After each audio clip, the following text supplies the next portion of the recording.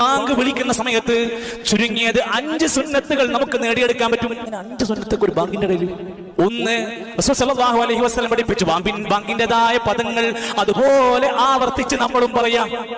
ഉണ്ടാതിരുന്ന് അതേ വാക്കുകൾ ആവർത്തിച്ച് പറയാ. ഹയ്യാലസ് സ്വലാത്ത് ഹയ്യാലൽ ഫലാഹ് എന്ന് കേൾക്കുമ്പോ ലാ ഹൗല വലാ ഖുവത ഇല്ലാ ബില്ലാഹ് ഒരു സുന്നത്ത് കിട്ടി. രണ്ടാമത്തെ സുന്നത്ത് അസ്സലാത്തു അലൻ നബി സല്ലല്ലാഹു അലൈഹി വസല്ലം.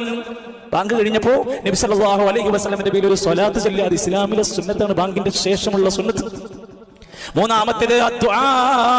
ബാങ്ക് കഴിഞ്ഞാൽ അല്ലാഹുമ്മ റബ്ബ ഹാദിഹി ദഅവതി താമ്മ എന്ന് തുടങ്ങുന്ന ഹദീസിൽ വന്ന പ്രാർത്ഥന പ്രാർത്ഥിക്കുക.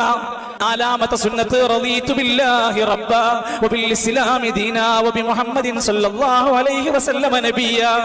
5 തന്റെ ആവശ്യങ്ങൾക്ക് ഉത്തരം കിട്ടാൻ കൊതിക്കുന്ന പ്രാർത്ഥനകൾ വേണോ? ബാങ്കിന് ശേഷം നീ പ്രാർത്ഥിച്ചോ ഉത്തരം കിട്ടുന്ന പ്രാർത്ഥന.